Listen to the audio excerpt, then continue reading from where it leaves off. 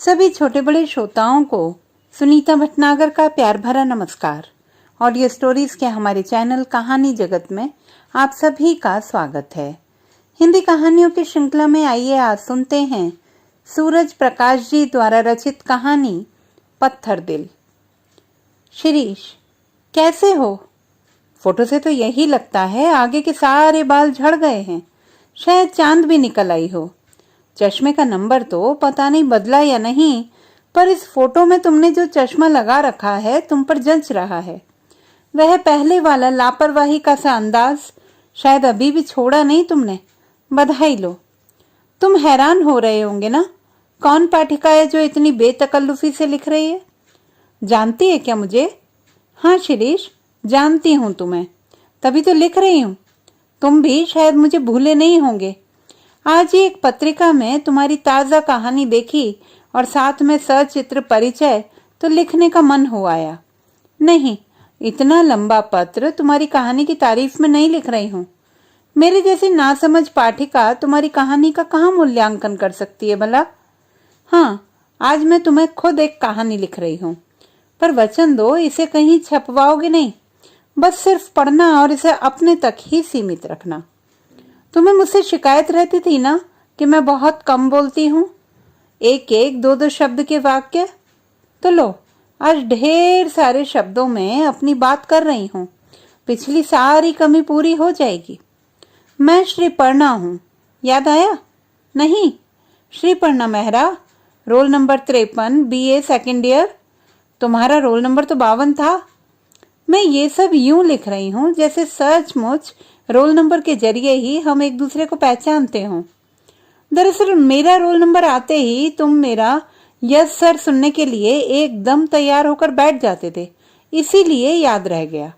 आज इतने बरसों बाद अचानक मेरा खत पाकर हैरानी हो रही है ना?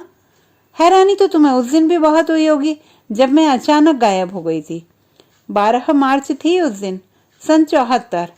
डॉक्टर मिश्रा का पीरियड चल रहा था, इतिहास का।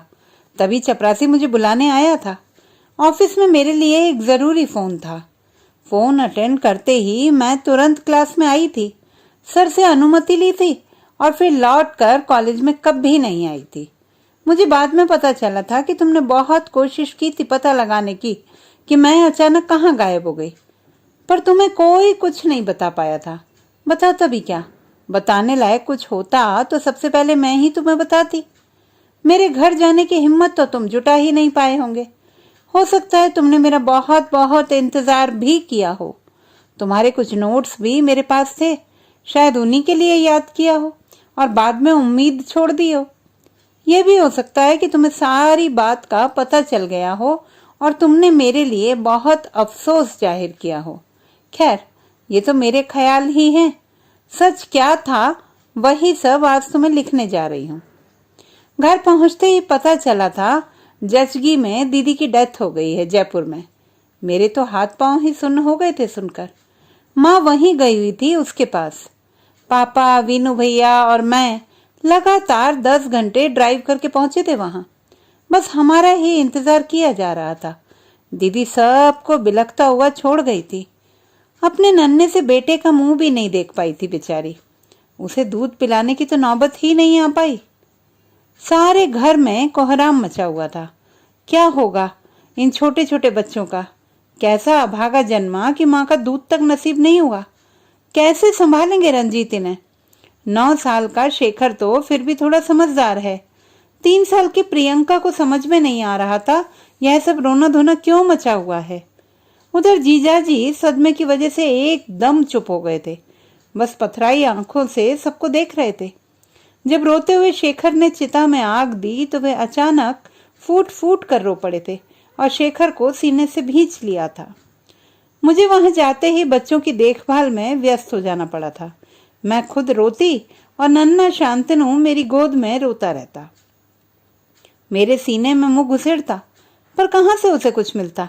मेरा प्यार, दुलार, स्नेह उसके लिए काफी ना होते। उसे माँ का सा स्पर्श तो दे सकती थी, दूध कहाँ से देती? बोतल का दूध उसे पच ही नहीं रहा था। मेरा कलेजा मुंह में आने को होता। मैं माँ के गले लगकर रोती और वह मेरे गले लगकर। समझ ही नहीं आ रहा था कि आगे क्या होगा। 10 दिन इसी तरह से बीत गए थे, उदास, परेशान और फीके फीके। 13वीं की रस्म तक सभी लोग लौट चुके थे। मम्मी, डैडी, वीनू, मैं, रंजीत और उनके घर के लोग ही बचे थे। सबकी आंखों में एक बहुत बड़ा प्रश्न तैर रहा था। हर कोई सामने वाले की आंखों में इस प्रश्न को आसानी से पढ़ सकता था, पर जवाब किसी के पास नहीं था। रंजीत अभी भी पूरी तरह सहज नहीं हो पाए थे, एकदम गुमसुम बैठे रहते। एक रात मम्मी, डैडी, रंजीत, उनके माता पिता तथा 2-1 रिश्तेदार सिर जोड़कर एक बंद कमरे में बैठे थे, और जब वे 2-2.5 घंटे बाद बाहर निकले तो इस विराट प्रश्न का उत्तर खोज लिया गया था। मम्मी बाहर आते ही मेरे गले से लिपट कर रोने लगी थी, और उसके मुंह से मेरी बच्ची के सिवाय कोई शब्द नहीं निकल रहा था। मैं समझ ही नहीं पा रही थी, अचानक सब मुझे बेचारगी से क्यों देख रहे हैं। एकदम ठंडी आवाज में मुझे बताया गया था, हमारे पास हर तरह से इससे अधिक स्वीकार्य कोई विकल्प नहीं है कि रंजीत से तुम्हारी शादी कर दी जाए। उसके टूट गए परिवार को सहारा देने के लिए यह बहुत जरूरी है। मैं एक शब्द भी नहीं कह पाई थी, बच्चों से लिपट कर देर तक रोती रही थी। आज सोचती हूँ किसके लिए और किस विकल्प की तलाश कर रहे थे सब।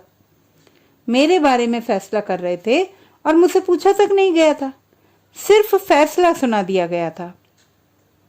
रंजीत का परिवार टूटने से बच जाए इसलिए किसी न किसी को बलिदान करना ही था। मैं एकदम सामने पड़ गई थी सबके, किसी को भी विकल्प की तलाश की जरूरत ही नहीं रही थी। काश मेरे बारे में इतना बड़ा फैसला करने से पहले मेरी राय तो ली जाती। अब तो यही सोचकर तसल्ली कर जाती हूँ कि अगर मुझसे पूछा भी जाता तो मैं भी यही करती ना। माया, ममता और सहानुभूति की भेंट वे न भी चढ़ाते, शायद मैं खुद चढ़ जाती बिना एक शब्द भी बोले। मेरी शादी विशुद्ध रूप से सहानुभूति, जज्बात, जल्दीबाजी और तथाकथित इंसानी मूल्यों के नाम पर एक भावुकता भरा कदम थी। दीदी और बच्चों के प्रति मेरे प्रेम को यह मान लिया गया था कि मैं बड़ा से बड़ा त्याग करने में भी हिचकूंगी नहीं। उनके सामने मैं थी ही, इतने दिनों से बच्चों के पीछे खुद को भी भूली हुई थी। बस इसे स्थायी व्यवस्था की भूमिका मान लिया गया। इस शादी को मजबूरी, जरूरत या सुविधा का नाम भी दिया जा सकता है। कई बार ख्याल आता है कि रंजीत नए सिरे से किसी नई लड़की से विवाह करते तो क्या आज उन्हें उन आवरणों की जरूरत पड़ती जिसमें वे खुद को वर्षों से कैद किए हुए हैं। न ही किसी से त्याग की उम्मीद की जाती और न ही बेहतर या कमतर विकल्प की बात उठती।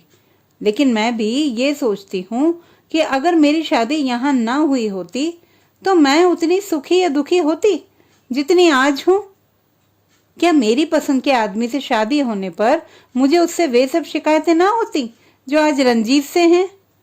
लेकिन यह सब तो होता तब की बात थी ना। और इस तरह से हमारी शादी हो गई, महज औपचारिक शादी, दीदी की मृत्यु के ठीक 17 दिन बाद। उस समय मैं 21 की भी नहीं हुई थी। रंजीत 36 पूरे कर चुके थे। दीदी से उनकी शादी के वक्त मैं सिर्फ 11 साल की थी। जिसे रंजीत जीजाजी टॉफी और आइसक्रीम से बहलाया करते थे, अब मैं उनकी पत्नी थी, उनके 3 बच्चों की माँ। हमारी शादी में शादी जैसा कुछ था भी नहीं, न हंसी मजाक, न सहेलियां, न डोली, न बारात, न ही विधिवत कन्यादान। बेहद बोझिल वातावरण में बस पंडित जी की उपस्थिति में 2-4 मंत्र पढ़े गए थे और मैं शादी का जोड़ा पहना कर ब्याह दी गई थी। तब मुझे समझ नहीं आ रहा था मेरी लगातार रुलाई किस लिए थी। समझ तो आज तक भी नहीं पाई हूं कि मैं तब रो क्यों रही थी। तुम्हें हंसी आएगी, हमारी पहली रात भी हमारे बीच नन्हा 17 दिन का दूध पीता शांतनु सो रहा था और मुझे 2-3 बार उसके पोतड़े बदलने के लिए उठना पड़ा था। अब उसकी माँ जो थी मैं, दीदी की स्मृतियां दिमाग पर बुरी तरह हावी थीं। उस सदमे से कोई भी उबर नहीं पाया था। गहरे पशोपेश में थी। बिल्कुल समझ नहीं आता था कि क्या हो गया जिंदगी का। बच्चों और रंजीत की तरफ देखती तो उनके लिए प्यार और तरस के भाव उपजते। खुद का सोचती तो रोना आता। क्या कुछ तो चाहा था, पढ़ना, करियर बनाना, खूब ऊपर उठना। जिस व्यक्ति को कल तक जीजाजी का आदर भरा संबोधन देती थी कब सोचा था कि वे ही अचानक एक दिन बिना किसी भूमिका के मेरे पति हो जाएंगे। उनके जीवन में जहां जहां मेरी दीदी थी, वे सारी जगहें मुझे भरनी होंगी। शुरू शुरू में समझ ही नहीं पाती थी मुझे खुद अपनी जिंदगी जीनी है या दीदी बनकर, दीदी के बच्चों की मम्मी बनकर, दीदी के पति की पत्नी बनकर, या दीदी द्वारा खाली की गई जगह भरनी है। सब कुछ पूर्ववत चलता रहे इसकी कोशिश करनी है, या हर जगह से दीदी का नाम धो पहुंच कर खुद अपनी जगह बनानी है।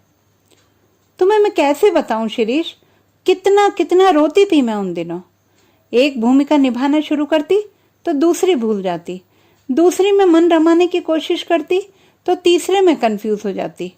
खुद अपने आप को कहाँ रखना है तय नहीं कर पाती थी। रंजीत के हाथ मेरी तरफ न बढ़ते, वह संकोच के मारे बेडरूम में न आते। हमने कई रातें यूं ही अलग अलग काटी थी। वह अगर मुझे छूते भी तो कई बार चौंक कर अपना हाथ खींच लेते। मैं भी संकोच में रहती। अरसे तक हम पति पत्नी के संबंध को सहजता से नहीं जी पाए थे। बार बार लगता दीदी कहीं आसपास ही हैं और उन्हें सब पता चल गया है। अभी पर्दा हटाकर अचानक कमरे में आ जाएंगी और मुझे जीजाजी के साथ इस तरह रंगरेलियां मनाते देखकर मेरी चुटिया पकड़कर अपने घर से बाहर निकाल देंगी। मैं खुद को लाख समझाती, अब सब कुछ बदल चुका है, रिश्तों के अर्थ हमारे लिए बदल गए हैं। फिर भी मन आशंकित रहता।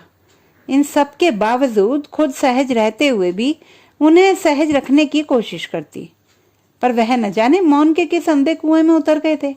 आज तक 16 साल बीत जाने पर भी उससे बाहर नहीं आ पाए हैं।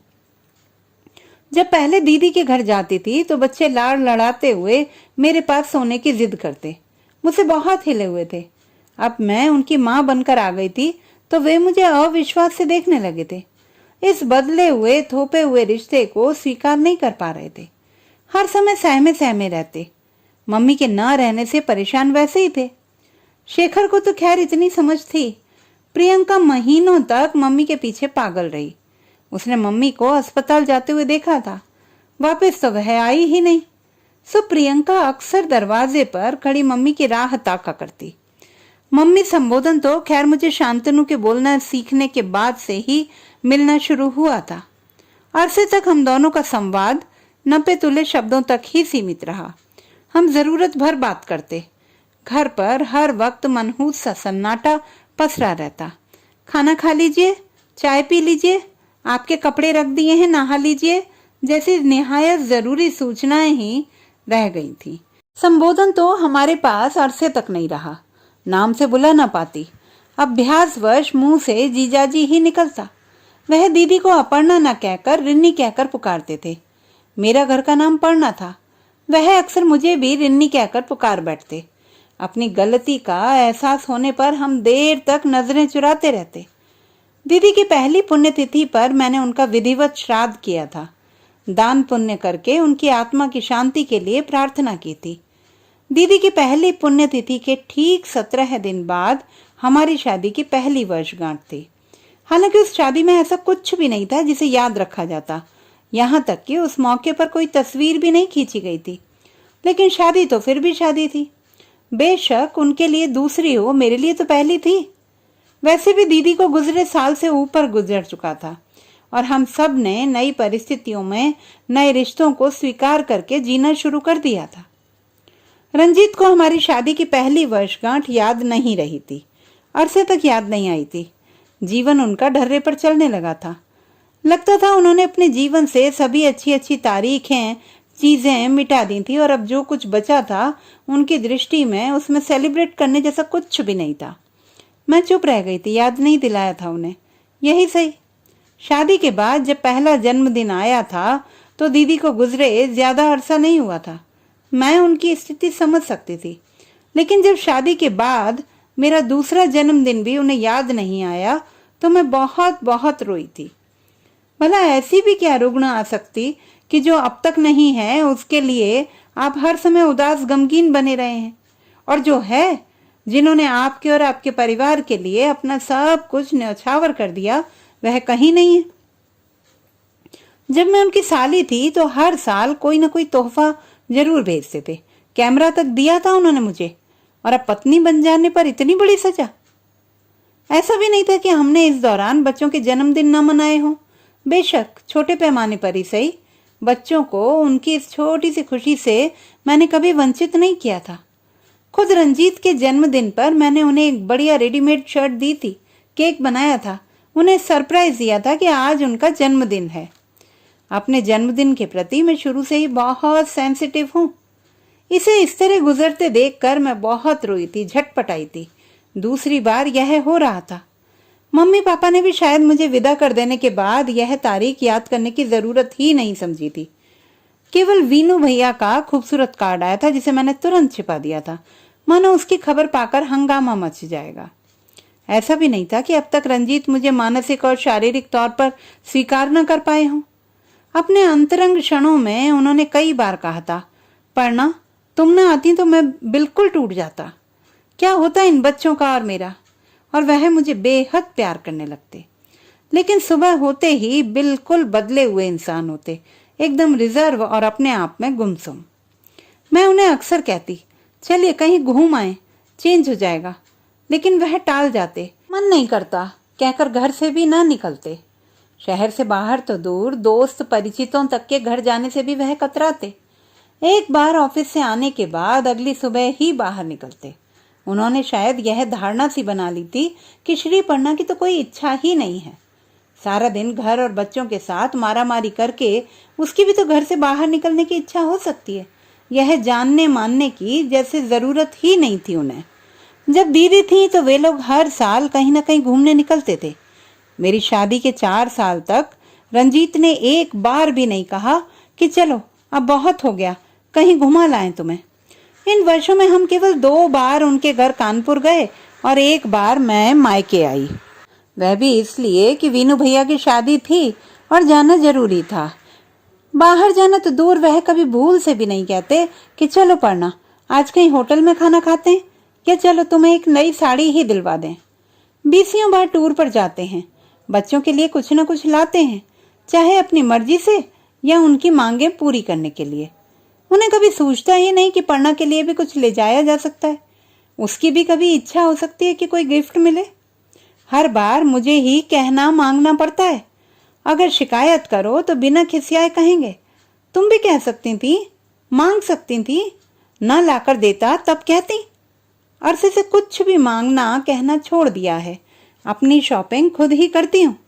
हाँ याद आया, मेरी शादी के वक्त मम्मी बाजार से 5-7 सोबर सी लगने वाली साड़ियां ले आई थी। घर से तो हम 2-4 जोड़े ही लेकर चले थे। बेशक मम्मी ने मेरे लिए अच्छा खासा दहेज जुटा रखा था, वह सब वहीं रह गया था। जब मैंने देखा कि रंजीत तो एक साड़ी भी कभी नहीं दिलवाएंगे, तो मम्मी से कहकर एक एक करके सारे कपड़े मैंने मंगवा लिए थे। दीदी की अलमारियां एक से एक बेहतरीन साड़ियों ड्रेसों से अटी पड़ी थी, लेकिन उन्हें मैं कभी नहीं पहन पाई थी। एक बार एक साड़ी बहुत अच्छी लगने पर मैंने पहन ली थी तो सारे घर में रोना धोना मच गया था। रंजीत और बच्चों को दीदी की याद आ गई थी और सब रोने लगे थे। मेरे लिए उसके बाद अलमारी कभी नहीं खुली थी। सारे कपड़े मैंने इधर उधर दे डाले थे। कई बार अपनी उम्र के हिसाब से सुंदर और आकर्षक कपड़े पहनने का मन करता, मेकअप करने की इच्छा भी होती, लेकिन रंजीत की हद दर्जे की उदासीनता से कुछ न कर पाती। वह सारी शामें, सारी छुट्टियां घर पर लेटे रहकर गुजारते। मेरा दम घुटता, छटपटाहट महसूस होती, लेकिन रंजीत न जाने किस मिट्टी के बने हुए हैं। उन्हें कुछ महसूस ही नहीं होता। जिंदगी के प्रति कोई उत्साह नहीं, कुछ नया, कुछ उमंग भरा करने की कोई ललक नहीं, बस हर वक्त सुस्ता रहे हैं। मैं उनके इस रूखे व्यवहार की वजह समझ न पाती और रोती रहती। समझ नहीं आता कि क्या हो रहा है और वह ऐसा क्यों कर रहे हैं। उनसे पूछती, गिड़गिड़ाती, अपने मन की बात क्यों नहीं कहकर हल्के हो जाते, क्यों तिल तिल कर मर रहे हैं। आखिर मेरी गलती, मेरा कसूर तो पता चले कि यह सजा क्यों दी जा रही है मुझे। पर शायद रंजीत को मुझसे कोई शिकायत नहीं थी, खुद से ही थी। हर बार यही कहकर टाल जाते, सब ठीक तो है, तुम्हें बेकार वहम हो रहा है। इसी दौर में 3-4 घटनाएं एक साथ घटी। शादी के 4-5वें साल में हमारा बेटा हुआ परेश। मैंने बीए का फॉर्म भरा, शेखर हॉस्टल में चला गया और रंजीत को किडनी स्टोन की शिकायत हुई। इन सारी घटनाओं ने हमारे परिवार के सारे समीकरण बदल दिए। यह एक ऐसा दौर था जब मुझ पर अपनी सार्थकता, अपनी अहमियत को सिद्ध करने का जुनून सा सवार हो गया था। मैं खुद को बच्चों की पढ़ाई, घर बार की बेहतरी और अपना खुद का सर्कल बनाने में पूरी तरह व्यस्त रख कर तसल्ली ढूंढने लगी थी। पिछले 5 सालों से घुटन भरे माहौल से एकदम विद्रोह करने की सी मानसिकता थी मेरी। ऐसा नहीं था कि मैंने रंजीत की तरफ ध्यान देना कम कर दिया हो। वह खुद को किसी तरह इस सब से बाहर रखने की कोशिश करते थे। उन्हें सब लल्लो चप्पो लगता। किडनी स्टोन की बीमारी रंजीत को इस तरह एक वरदान की तरह मिली थी। वह बड़ी सफाई से हर तरफ की मुसीबतों, जिम्मेदारियों और औपचारिकताओं से मुक्त हो गए थे। कई बार मुझे लगता है कि अगर उन्हें पथरी की शिकायत ना होती तो कोई और बीमारी हो जाती, कोई ऐसी बीमारी जो ज्यादा तकलीफ दिए बिना अरसे तक आपके साथ चल सके, और जब आप चाहें कह दें कि अब ठीक हूं, और जब आप चाहें उसकी आड़ लेकर बिस्तर पर पड़ जाएं। यह बीमारी एक ऐसा अंधेरा कमरा थी जिसमें वह जब चाहे छुप जाते थे, आराम से खुद को हम सबसे काट सकते थे। जब देखते अब सब कुछ ठीक है तो हौले से बाहर आ जाते, लुका छिपी के खेल की तरह। तब से आज तक मुझसे उनका लुका छिपी का खेल जारी है। कई बार मुझे लगता है कि मैं इतने सालों से किसी सिविल अस्पताल में रह रही हूँ। चारों तरफ दवाओं की गंध है। जिस चीज को भी छुओ किसी न किसी टैबलेट की गंध उसमें बसी हुई है। हवा यहाँ की इतनी भारी है कि अब सांस लेने में भी तकलीफ होती है। हमारा बेडरूम तो कब से पेशेंट रूम में बदल चुका है। मुझे कुछ नहीं हुआ है, फिर भी हर वक्त खुद को बीमार महसूस करती हूँ। इस सिविल अस्पताल में मेरी भूमिका क्या है मुझे नहीं मालूम। बस यहाँ एक अदद मरीज है और इस घर का कारोबार घर उसी की सुविधा, जरूरत, इच्छा या जिद के हिसाब से चलता है। उसे जो खाना चाहिए सबके लिए वही बनेगा। उसे घर में ही पड़े रहना है तो कोई बाहर नहीं जाएगा, कोई किसी को तंग नहीं करेगा। यह मरीज किसी से कुछ नहीं कहता, किसी को मन मर्जी करने से रोकता भी नहीं। परंतु इतने बरसों से कुछ न कहने के अभ्यास से उसने घर भर को अपनी इतनी जबरदस्त गिरफ्त में ले रखा है कि कोई ऊंचे स्वर में बात तक नहीं कर पाता। असली दिक्कत यही है कि वह कुछ कहता ही नहीं। कहे और एक ही बार में सब कुछ खत्म हो गया तो वह क्या करेगा। कई बार लगता है कि हम सब मरीज हैं जिन्हें इस घर का दम घोटू सन्नाटा हर वक्त कुतर कुतर कर खा रहा है। हम असहाय से देख रहे हैं।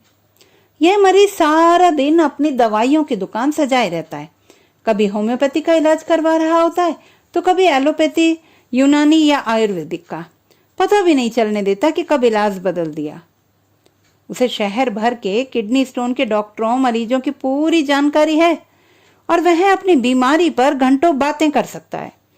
सच तो यह है कि अब वह सिर्फ और सिर्फ अपनी बीमारी पर ही बात कर सकता है। हमारे घर मेहमान हमसे बोलने, बतियाने या खाने पीने नहीं आते।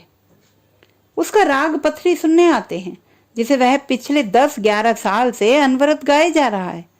उसे बच्चों के जन्मदिन की तारीखें, शादी की वर्षगांठ की तारीखें भले ही याद ना रहती हों, पिछले 10 सालों से किस किस डॉक्टर ने किस किस तारीख को उसका इलाज किया है उसे उंगलियों पर याद है।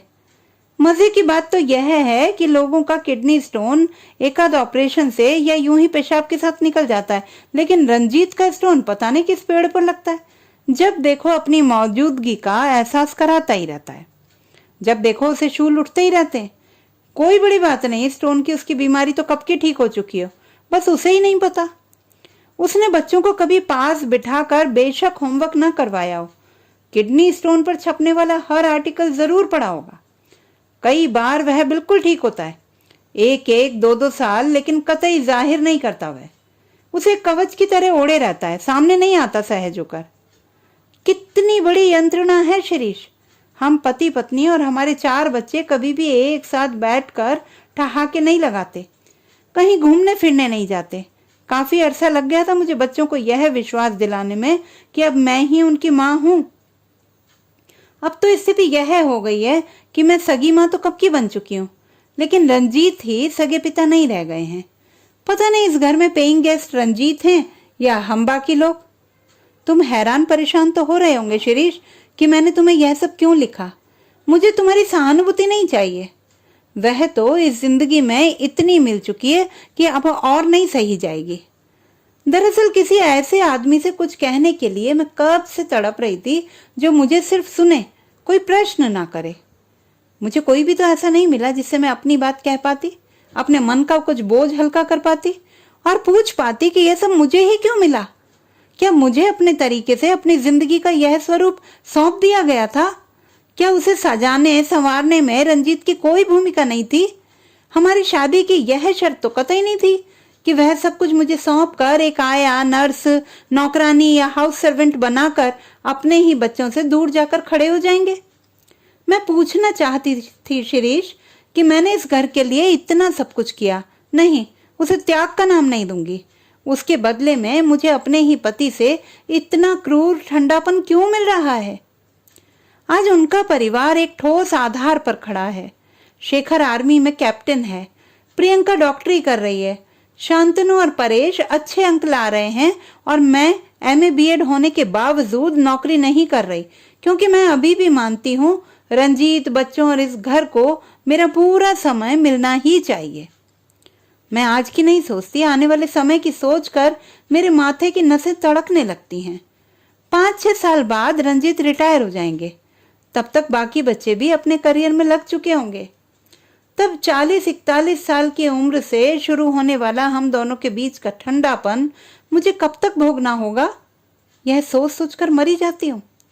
ऐसा नहीं है कि मैंने रंजीत को इस अंधे कुएं से निकालने की कोशिश न की हो। प्यार, मनोहार, रूठना, गुस्सा होना उन पर कोई असर नहीं करते। वह अभी भी बेडरूम में लेटे लिथोट्रिप्सी पर कोई लेख पढ़ रहे हैं। मुझे पता है कि वह सचमुच बीमार हैं तो लिथोट्रिप्सी ट्रीटमेंट से एकदम ठीक हो जाएंगे, लेकिन वो ठीक होना कहाँ चाहते? दरअसल उन्हें कोई रोग है ही नहीं, उन्हें रोग होने का वहम भर है और वहमों के इलाज नहीं हुआ करते। वो हाइपोकॉन्ड्रियाक हैं।